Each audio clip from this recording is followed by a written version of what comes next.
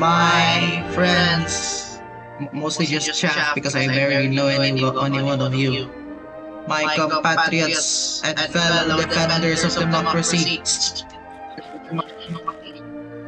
Today we stand at an historic frontier, at hour of destiny, a march of hope. This is not merely a gathering, it is a covenant for progress, a pledge for reform, a crusade for democracy. We proclaim before the world that Chap is a man of integrity, a leader of vision, a champion of the people. Together, with the strength of our communities, we shall achieve progress the likes this community has never seen before. We shall build railroads that bind our communities, farms that feed our people, and reforms that fortify democracy and security that shields the underprivileged. This is our destiny.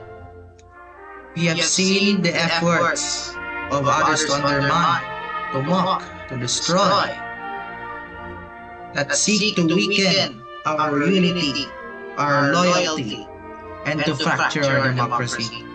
But here in your presence, in the steadfast courage of the people, we see proof of our unbreakable commitment.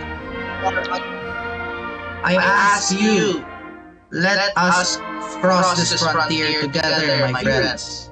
Rise with me and chant with one voice. Yes to hope rather than despair. Yes to progress rather than regression. Yes to democracy rather than dictatorship.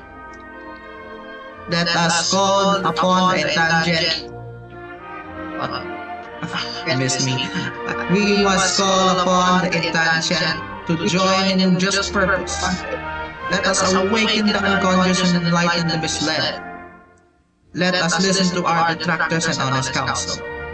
Let us bind the wounds of the past, and in one united effort, realize the aspirations of our people. For there are no outside saviors. There is only us, the people. There is no justice we cannot dedicate, no corruption we cannot extirpate, no hardship,